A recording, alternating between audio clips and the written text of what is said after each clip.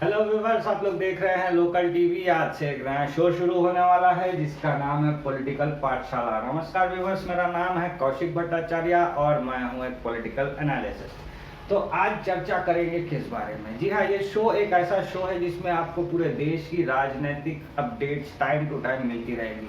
हर हफ्ते शुक्रवार के दिन ये शो दोपहर में 2 बजे प्रसारित किया जाएगा और पूरा डिटेल एनालिसिस आपको जो है एक पर्टिकुलर पॉलिटिकल इवेंट का बताया जाएगा। तो इस हफ्ते की सबसे बड़ी घटना कहाँ की है? इस हफ्ते की सबसे बड़ी घटना है बिहार से। जी हाँ, बिहार में बहुत बड़ा उलटफेर देखने को मिल सकता है। वहां पे एक भयंकर कोल्ड वॉर चल रहा है, यानी कश्मकश चल रही है। कौन किसको कब मार देगा समझ में नहीं आ रहा है। बात यह है कि नीतीश कुमार जी को 5 ही महीने में आटे दाल का भाव पता चल रहा है। जी हाँ, हुआ क्या पहले देख लेते हैं, उसके पहले का रिकैप। कुछ दिनों पहले अनिल साहनी नाम के आरजेडी यानी लालू जी के पार्टी के एक एमएलए हुआ करते थे कुढ़नी नाम के एक विधानसभा सीट से। उनको किसी एक करप्शन में, आप समझ ही रहे होंगे, नेता है, करप्शन होता रहता है, चार्जेस लगते रहते हैं, कोई बात नहीं। तो एक करप्शन के चार्ज में उनको 3 साल की हो गई जेल। और कुढ़नी का जो विधानसभा क्षेत्र है वो हो गया एम्प्टी। 80 एमएलए थे, 79 रह गए। उसके बाद बाई इलेक्शन होने की बारी आ गई। तब तक के लिए तो कोई एमएलए चाहिए ना, जब तक अगले बार वोट ना हो जाए।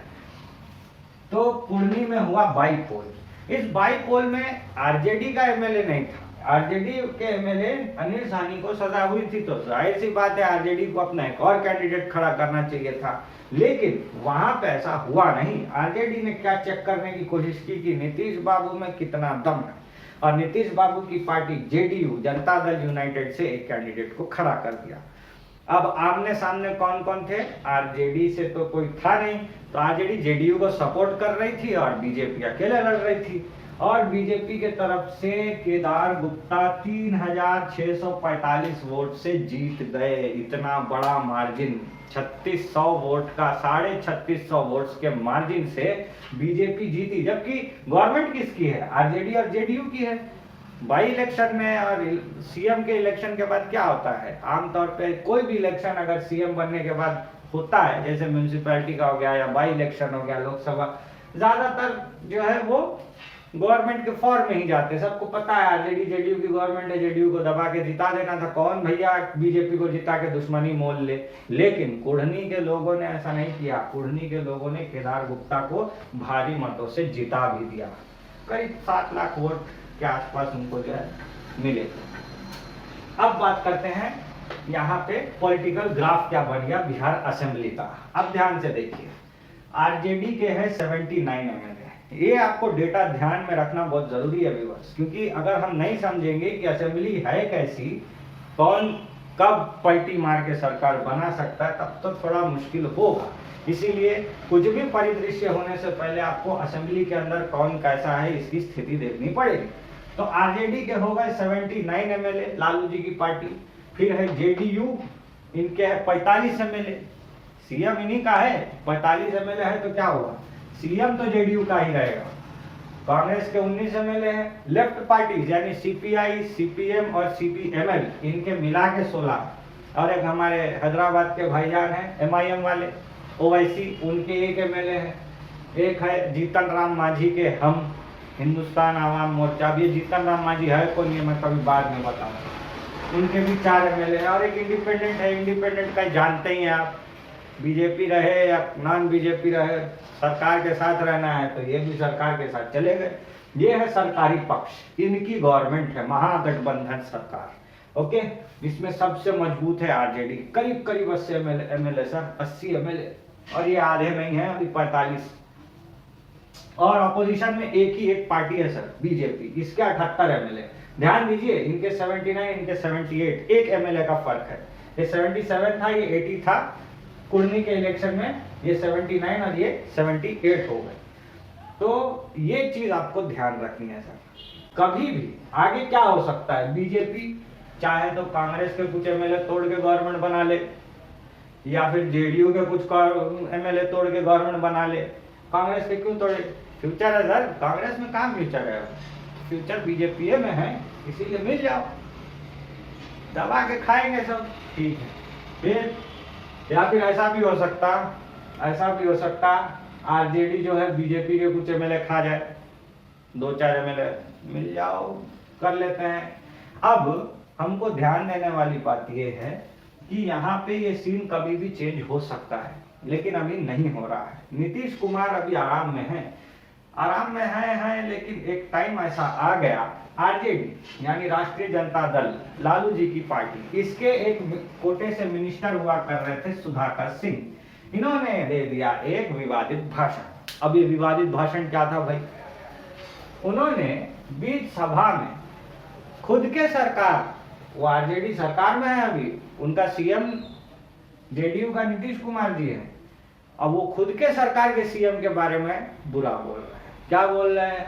सारे मिनिस्टर खा रहे हैं, ये शिखंडी जैसे खड़े हैं, इनके आड़ में सब लड़ रहे हैं, खा रहे हैं, दबा रहे हैं, महाभारत चल रही है बिहार गवर्नमेंट में, किसी को पता ही नहीं। ये बात उन्होंने बोल दी। उन्होंने बोला कि सुधाकर सिंह जी ने कि नीतीश जी तो सिर्फ सुशासन बाबू का नाम रखते हैं, हाँ, काम के तो सुशासन है नहीं, अंदर अंदर सब खा ही रहा है इनका आदमी। ये बात सुधाकर सिंह जी ने बोल दिया। बोलते ही नीतीश कुमार को आ गया गुस्सा कि भाई साहब क्या हो रहा है। तेजस्वी यादव को उन्होंने बोला, भाई साहब ये क्या हो रहा है, आपके कोटे का मिनिस्टर हमको गरिया रहा है, प्लीज इनको एडजस्ट कीजिए, निकालिए मंत्री पद से, दूसरा मंत्री बना देंगे आपको। ठीक है, तो सुधाकर सिंह जी की मंत्री पद से हो गई छुट्टी, उनकी जगह पे नए बंदे को मंत्री बनाने की बात चल रही है। अब यहाँ पे रिलेशन समझना बहुत जरूरी है सर। मैं बार बार बोलता हूँ, आधी खबर अफवाह है और आधा ज्ञान अज्ञान है, ठीक है ना। सुधाकर सिंह जी है कौन? इतना डेयरिंग कहाँ से आ गया भाई? आया कहाँ से कि जो बिहार का जो आरजेडी है, वैसे आरजेडी झारखंड में भी है, वेस्ट बंगाल में भी है, यूपी में भी है और बिहार में भी है। तो आरजेडी जो है बिहार वाली यूनिट, आरजेडी बिहार प्रदेश की जो आरजेडी है, उसके अध्यक्ष है जगदानंद सिंह, और इसी जगदानंद सिंह जी के सुपुत्र है सुधाकर सिंह। अध्यक्ष के बेटे हैं, कुछ भी बोल देंगे, ठीक है ना। और ये दोनों है राजपूत। मैं जाति क्यों बताया यहाँ पे, जाति लिखा क्यों है मैंने, क्योंकि बिहार की बात चल रही है। बिहार में तो नेता नहीं चुनते ना, वहाँ दामाद चुना जाता है, आप समझ ही रहे होंगे। जाति वाति देखेंगे, अपने जात का होना चाहिए, पैसा वाला होना चाहिए, यहाँ फॉर्चूनर लेके आएगा तब वो ना, 2-4 राइफल वाला आदमी रहेगा तब वो ना हम वोट देंगे, हमारे जाति के आदमी को देंगे, भले वो कितना भी लीचड़ हो, जो भी हो, है अपने आदमी, ठीक है ना। तो इसीलिए जब जब बिहार की बात होगी मैं तो जाति लिखूंगा सर। जैसे ही बिहार में जातिगत राजनीति खत्म होगी, मैं ये लिखना बंद कर दूंगा जातियां। बाकी स्टेट्स में मैं जाति नहीं लिखूंगा, जहाँ जातियां चलती है उस स्टेट वाले में मैं लिखूंगा जाति। तो तेजस्वी यादव कौन है? डिप्टी सीएम है। आरजेडी को समझ लेते हैं, आरजेडी के अंदर है सबसे बड़े अभी तेजस्वी यादव, डिप्टी सीएम, जो कि है यादव कोटे के। फिर दूसरे नंबर पे आते हैं जगदानंद सिंह, जो कि है बिहार आरजेडी के अध्यक्ष, और उनके सुपुत्र थे सुधाकर सिंह जी, जो बड़ा बोल गए नीतीश जी के खिलाफ। तो ये हो गया कांड, ठीक है, हो गया कांड, निपट गया।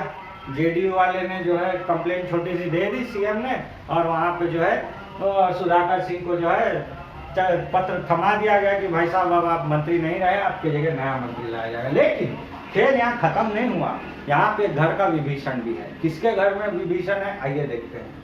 जेडीयू की बात करते हैं। जेडीयू में 2 लोग हैं मेन इंपॉर्टेंट इस सीन में। एक तो है खुद नीतीश कुमार, जो कि है कुर्मी, 15 साल से एमएलए तो छोड़ो, सीएम है बिहार के, पता नहीं क्या कर रहे हैं बिहार का। दूसरी तरफ है अभी जो दूसरी पार्टी को अपने जेडीयू में उन्होंने मिला दिया, उनका नाम है उपेंद्र कुशवाहा। ये कौन है? अब ये है चेयरमैन इसके राष्ट्रीय पार्लियामेंट्री बोर्ड के। इसके जेडीयू का एक अपना राष्ट्रीय पार्लियामेंट्री बोर्ड है, वैसे तो उनके है 16 या 18 एमपी बस, और वो है सिर्फ बिहार में। लेकिन उनका भी एक शौक है, शौक बड़ी चीज है ना, राष्ट्रीय पार्लियामेंट्री बोर्ड रखना, तो उन्होंने रख लिया और उपेंद्र कुशवाहा को उसका चेयरमैन बना। इसका मतलब क्या? सेटिंग सर, एडजस्टमेंट करके कुशवाहा को एक लॉलीपॉप पकड़ा दिया कि भाई साहब आप भी अब बड़े आदमी, आप राष्ट्रीय पार्लियामेंट्री बोर्ड देखेंगे। अब यहाँ पे जो है उपेंद्र कुशवाहा, वो घर का भेदी निकले। कैसे? मैं बताता हूँ। यहाँ पे सुधाकर सिंह जी का बयान आया कि नहीं, उपेंद्र कुशवाहा एक के बाद एक 4 ट्वीट मारते चले गए। जी हाँ, ट्वीट में उन्होंने क्या लिखा मैं आपको बताता हूँ, आप चाहे तो चेक कर सकते हो। उपेंद्र कुशवाहा जी का नाम सर्च मार के देख लीजिए ट्विटर पे, और पढ़िए उन्होंने क्या लिखा है। उन्होंने सुधाकर सिंह जी को कहा, देखिए आप ज्यादा बोल रहे हैं, ऐसा नहीं बोलना चाहिए, वो सीएम है नीतीश सर, नीतीश सर के साथ आप नाम खराब नहीं कर सकते, आपको बहुत सोच समझ के बोलना चाहिए, आप एक मंत्री हैं। हाँ, ऐसे कैसे बोल दिया आपने नीतीश बाबू के बारे में? वो सुशासन बाबू ऐसे ही नहीं है, गवर्नमेंट चला रहे हैं 15 साल से। हाँ, आपको गरिमा का ध्यान रखना चाहिए। हाँ, अगर आप ऐसी भाषा का इस्तेमाल करेंगे तो क्या होगा, ये जो गठबंधन है आरजेडी और जेडीयू का, इसके ऊपर खतरा आ सकता है। हम अगर तेजस्वी बाबू के बारे में उल्टा सीधा बोल दे तो क्या कर लीजिएगा? यही चीज जो है उपेंद्र कुशवाहा ने अपने ट्वीट में बताया है। और ये जो चीज हो गई है, ये थोड़ी दिल को लगने वाली चीज है, इमोशनल। आप सोच रहे होंगे, अरे सीएम नीतीश बाबू के ऊपर जो है कितना श्रद्धा रखते हैं उपेंद्र बाबू। रुकिए जरा, सब्र कीजिए।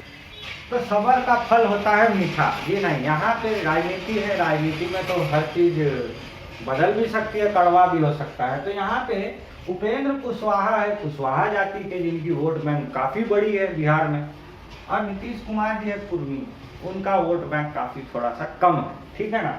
तो यहाँ पे उपेंद्र कुशवाहा चाह रहे हैं हम हीरोगिरी करके, मतलब नीतीश कुमार सीने में मेरे बसे हैं, मेरे सीने में बता देंगे तो बहुत बड़ा उनके पीछे जो है नीतीश कुमार का भी जो है ये जुड़ जाएगा। लेकिन हो क्या रहा है, वो नीतीश कुमार को सपोर्ट करने के चक्कर में जेडीयू आरजेडी से लड़ाई लगा रहे हैं।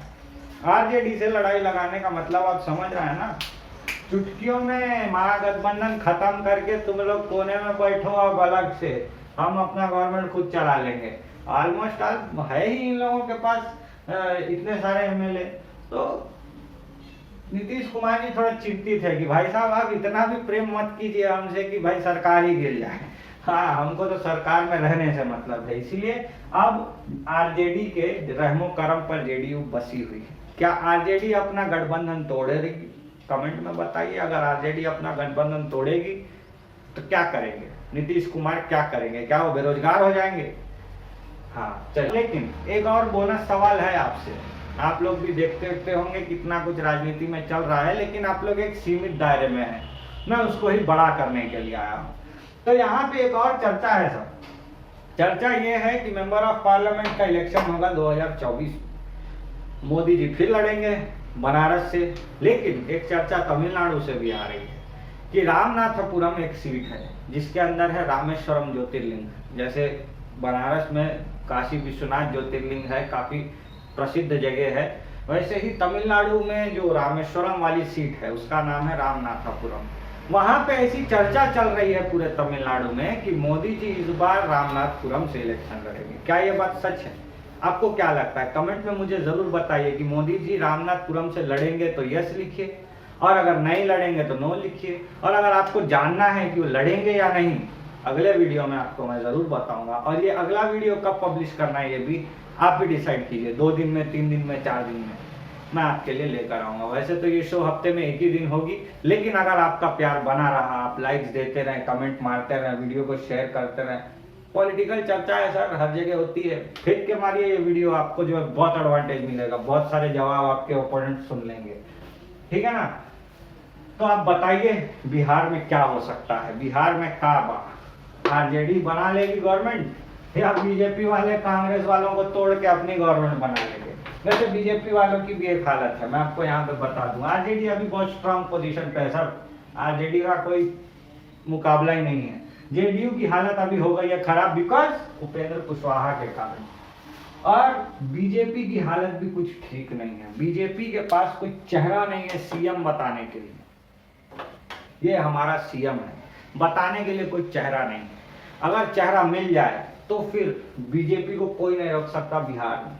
बिहार में बीजेपी को क्या करने की जरूरत है? बिहार में बीजेपी को अपना संगठन तैयार करने की जरूरत है। आप जिला अध्यक्षों को देखेंगे, आप सीएम बनेंगे, आप ये करेंगे, आप मंत्री बनेंगे, ऐसे करके सब डिसाइड कर लेना पड़ेगा, तब बीजेपी अच्छे से स्टैंड कर पाएगी बिहार में।